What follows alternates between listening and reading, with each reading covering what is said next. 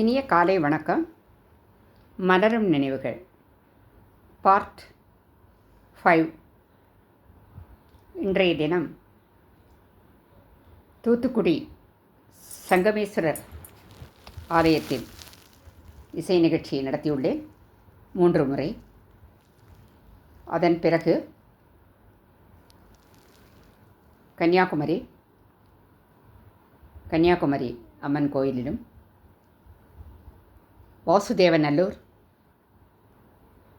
அதன் அருகில் உடன்குடியில் ஒரு திருமண கச்சேரி, அதன் பிறகு ஏரல் என்ற இடத்தில் அங்கு இசை நிகழ்ச்சி நடத்துவதற்கு நாங்கள் செல்லுவோம். ஏரல் இடத்தில்தான் தங்குமிடம். அதன் பிறகு விருதுநகர்,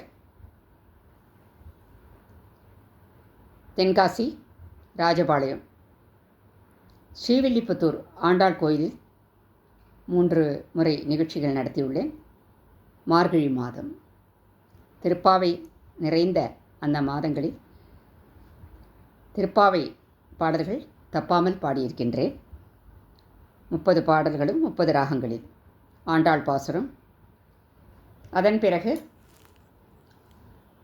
அங்கிருந்து எட்டயபுரம் பாரதி விழாவில் ஒரு 5 முறை பாடியிருக்கிறேன். பாரதியார் பாடல்கள் அவர் பிறந்த நாளும் பொழுது அங்கு மிகச்சிறப்பாக திருச்சி ஏஐஆர் அகில இந்திய வானொலி நிலையம் ஒன் ஆஃப் த டைரக்டர் அப்பொழுது நடராஜன் என்பவர் எங்களுக்கு இசை நிகழ்ச்சி ஏற்பாடு தந்து அப்பொழுது அங்கு சென்று இசைக்கலைஞர்களுடன் பாடியிருக்கின்றேன் நானும். அதன் பிறகு திருச்சி வானொலி நிலையம், கோவை வானொலி நிலையம், எட்டயபுரம் முடிந்து அங்கிருந்து விருதுநகர் திரு காமராஜ நாடார் பிறந்த ஊர் மண், நெல்லை அப்பர் கோவில், திருநெல்வேலி காந்திமதி அம்மன் கோவில், அதன் பிறகு ராஜபாளையம், அங்குள்ள ரசிகர்கள் மிக அற்புதமாக எல்லா பாடல்களையும் விரும்பி கேட்பார்கள்.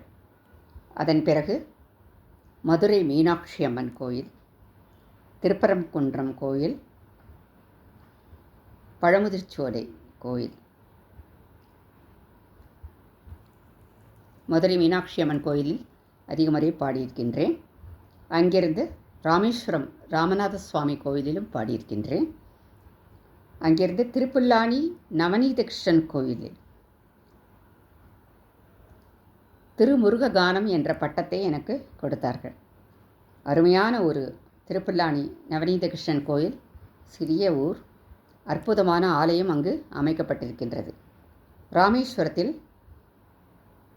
ராமரும் ஈஸ்வரனும் கலந்த ஒரு அற்புதமான ஒரு கோபுர தரிசனம், கோடி புண்ணியம். அங்கு ஒரு 4 முறை 5 முறை ராமேஸ்வரத்தில் இசை நிகழ்ச்சி நடத்தியுள்ளேன். காலை வணக்கம்.